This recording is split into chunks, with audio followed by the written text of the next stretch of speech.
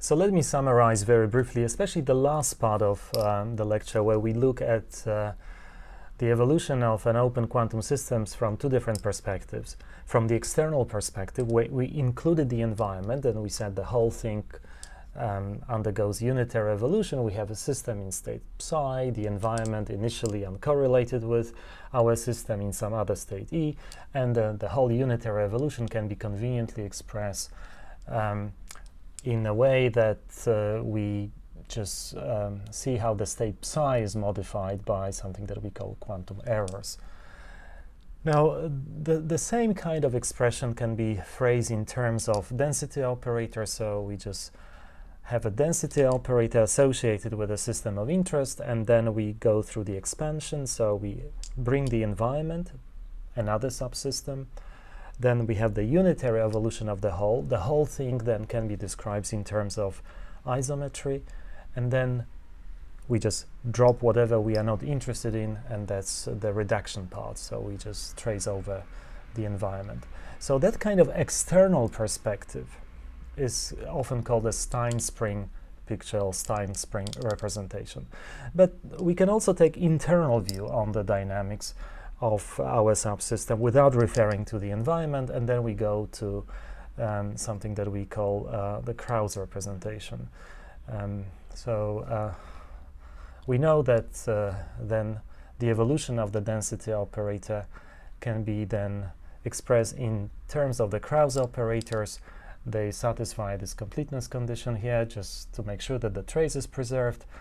And we also know that even though the Kraus operators are associated with the state of the environment, and the environment can be huge, we do not necessarily have to have those, zillions terms in this expression here.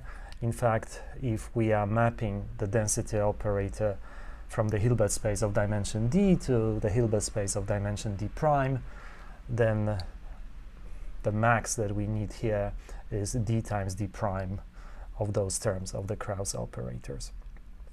So those are the evolutions that we derive from the quantum formulas. So that if you are given a map, either in this particular representation, the Stinespring representation, or in this particular representation, the Kraus representation, you know that those are physically admissible operations. You can really implement them. All you need to do, given a system, you have to just bring another system and do this expansion, unitary reduction. So those are physically admissible maps. We know that they are positive, we know they are trace preserving, but more than that, they are completely positive. Now, when we take more mathematical view, we can say, okay, well, we can also look at maps that take density operator into density operator in more abstract way, in which case it is convenient to express such maps in terms of the Choi matrix. We simply take, remember how we do it, we just take a maximally entangled state, we call it omega, and we just apply the map to one subsystem, and we do nothing to the other subsystem. So this, mathematically speaking, we have this expression here where we apply the map, any map, into one part of this bipartite system. So the resulting matrix, this thing here, is a matrix which has this block form here. And then if you want to know how the map acts on the matrix element ij, then you just simply look at the ij entry here, and that will be the matrix which you get when you just apply the map to ij.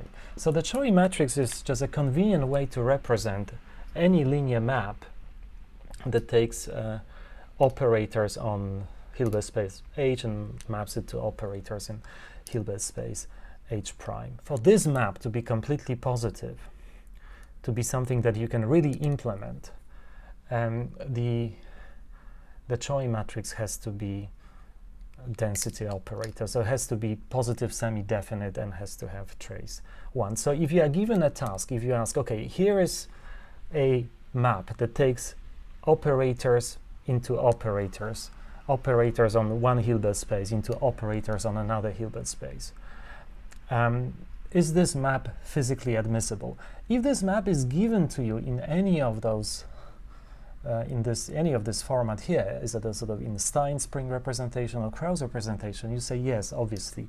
We derive those representations from the quantum formally, so we know that these maps, if they are given to you in this particular format, then indeed they are physically admissible. But if you are given the Choi matrix for a map, for this map to be physically admissible, you have to simply check whether your Choi matrix is a density operator.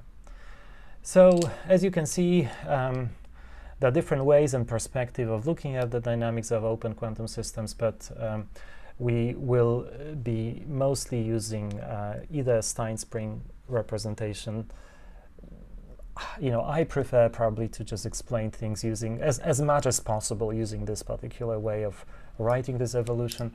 Every now and then it's convenient to switch to the Kraus representation, but you can switch between those two and it's just the same thing. One thing to remember though is that the Kraus representation is not unique.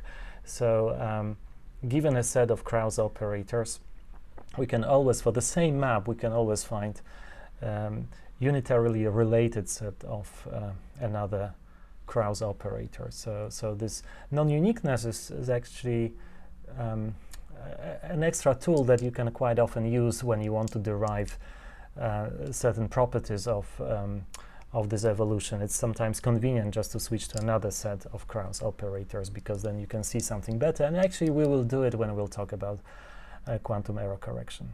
So that's all for now about evolution of open quantum system. The topic is huge. One can talk a lot about it, but I think it's time to move on. Let's move on to quantum error correction.